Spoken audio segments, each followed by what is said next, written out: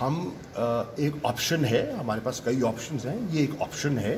اس option کے pros and cons کو ہم دیکھ رہے ہیں اور at the time of our choosing we will decide. دیکھیے میرے بھائی، پبلک اوپینین فارمولیٹ ہوتی ہے.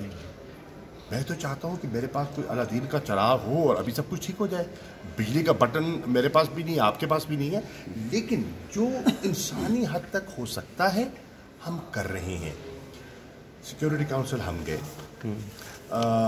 یورپین یونین ہم گئے، ہیومن رائٹس کاؤنسل میں ہم جا رہے ہیں، ٹھیک، او آئی سی میں ہم رابطے کر رہے ہیں، اور او آئی سی کے 2 پرنسپل پلیئرز کل تشریف لا رہے ہیں.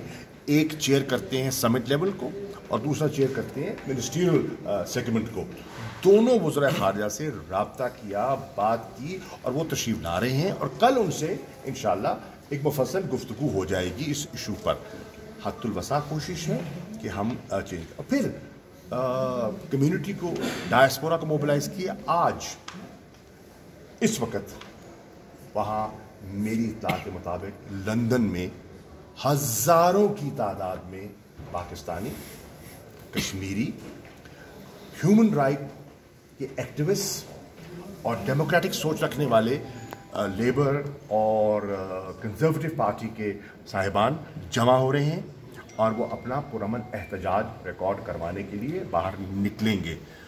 بہت سے ممبران پارلیمنٹ سامنے نکلیں گے. آپ نے دیکھا کہ لیبر پارٹی کے سربراہ جیریمی کوربن کا اسٹیٹمنٹ، آپ ان کے جو نائب ہیں ان کا آپ نے بیان پڑھ لیا ہے. تو دس از اے چینج. امریکہ کے بہت سے سینیٹرز اینڈ کانگریس مین کی میں آپ سے ایک لسٹ بھی شیئر کر سکتا ہوں، جنہوں نے for the first time Kashmir کے ایشو کو فارن ریلیشنز کمیٹی میں اور ہیومن رائٹس کمیٹی میں ڈسکس کرنے کا فیصلہ کیا ہے. یہ آج تک پہلے کبھی نہیں ہوا. انٹرنیشنل میڈیا، بالکل آپ صحیح فرما رہے ہیں. انٹرنیشنل میڈیا پہ تو آپ دیکھیں، کسی کو اٹھا لیں، واشنگٹن پوسٹ کو دیکھ لیں، نیو یارک ٹائمز کو دیکھ لیں، وال اسٹریٹ جرنل کو دیکھ لیں، انڈیپینڈنٹ کو دیکھ لیں، گارڈین کو دیکھ لیں، BBC کو دیکھ لیں، الجزیرہ کو دیکھ لیں، جہاں دیکھ لیں انٹرنیشنل ویسٹرن میڈیا آج بھارت کی اس پالیسی پر تنقید کر رہا ہے، نکتہ چینی کر رہا ہے، حتیٰ کہ اب تو ان کے اندر سے آوازیں شروع ہو گئی ہیں بہت سی. اور آج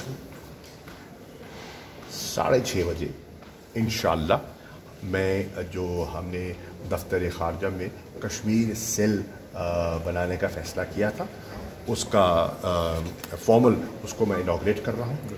اس میں سب ادارے ہوں گے، اس میں فارن آفس ہوگا، اس میں ہمارے نیشنل سیکورٹی انسٹیٹیوشنز کے نمائندگان ہوں گے، تاکہ ایک کوآرڈینیٹڈ سنکرونائزڈ اپروچ کے ذریعے ہم کشمیر کاز کو اجاگر کریں.